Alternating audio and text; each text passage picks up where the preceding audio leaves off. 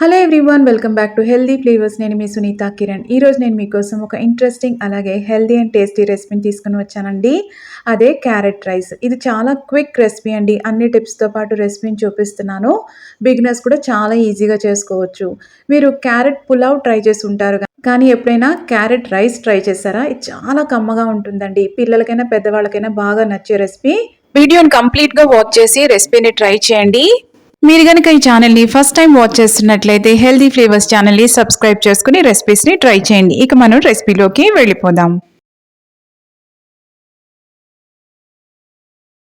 ముందుగా ఇక్కడ నేను 4 క్యారెట్స్ని తీసుకున్నానండి. శుభ్రంగా కడుక్కొని పీల్ చేసుకొని మాన్యువల్గా హ్యాండ్ గ్రేటర్ ఉంటుంది కదా, దాంతో అయినా తురుముకోండి, లేకపోతే ఫుడ్ ప్రాసెసర్లో అయినా వేసుకొని ఇలా సన్నగా తురుముకోవాలండి.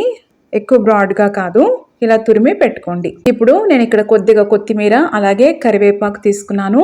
ఇవి కూడా సన్నగా తరుక్కోవాలి. వేసుకునే ముందు సన్నగా కట్ చేసుకోండి. అలాగే వెల్లుల్లి తీసుకుని అవి కూడా సన్నగా తరుక్కోవాలి. ఇంత మాత్రం అల్లం కూడా సన్నగా తరుక్కోండి. 2 పచ్చిమిర్చి తీసుకున్నాను, అది కూడా సన్నగా తరుక్కోండి.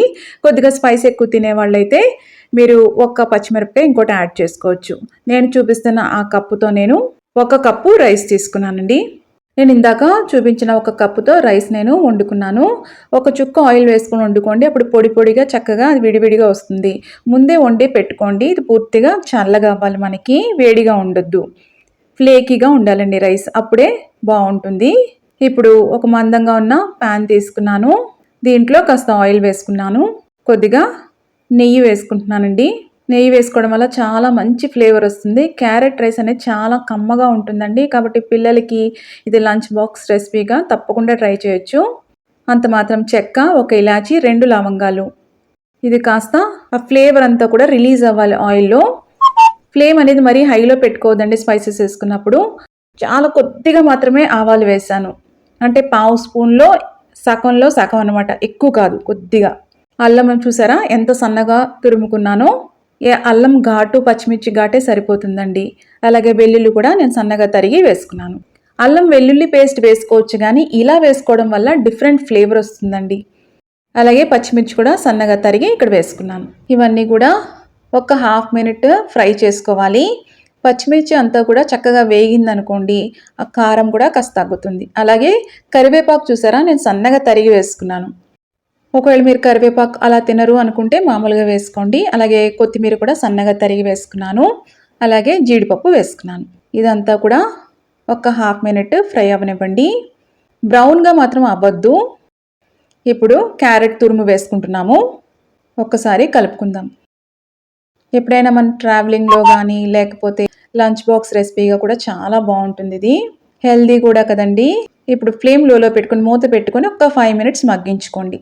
ఓవర్గా కుక్ అవ్వకూడదండి, జస్ట్ మగ్గితే సరిపోతుంది.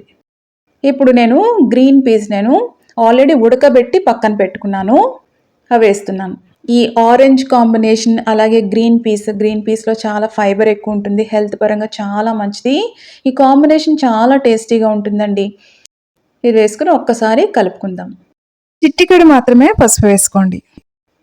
ఇప్పుడు 1/2 స్పూన్ కంటే తక్కువగా ధనియాల పొడి, అలాగే 1/2 స్పూన్లో సగం మాత్రమే జీలకర్ర పొడి. ఎక్కువ ఫ్లేవర్స్ అనేది తెలియకూడదు, ఎక్కువగా క్యారెట్ ఫ్లేవరే తెలియాలి దీంట్లో.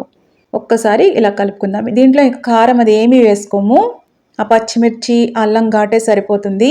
ఇప్పుడు రైస్ వేసుకుంటున్నాం. చూసారా అన్నం ఎంత పొడి పొడిగా ఉందో.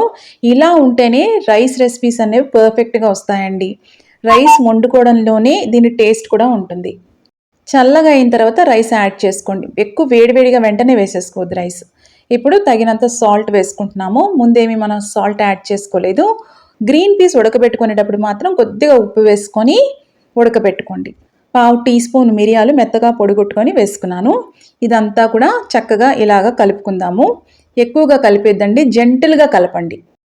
చూసారా ఇప్పుడు అదంతా కలిసింది కదా. మూత పెట్టుకొని ఫ్లేమ్ లోలో ఉంచుకొని ఒక 2 మినిట్స్ మగ్గిస్తే సరిపోతుంది. ఫ్లేవర్స్ అన్నీ కూడా బ్లెండ్ అవ్వాలి. ఇప్పుడు స్టవ్ ఆఫ్ చేసేసి మూత పెట్టేసి ఒక్క 10 నిమిషాలు వదిలేసేయండి. అది చక్కగా రైస్ మగ్గి ఫ్లేకీగా అవుతుంది అనమాట. చూసారా ఎంత పర్ఫెక్ట్గా వచ్చిందో. మనకి బిర్యానీ రైస్ ఉంటుంది కదా, ఫ్లేకీగా అలా ఉంటుంది. అలా ఉంటేనే చాలా బాగుంటుంది. తప్పకుండా ట్రై చేయండి. ఎలా వచ్చిందో కూడా కమెంట్స్లో పెట్టండి.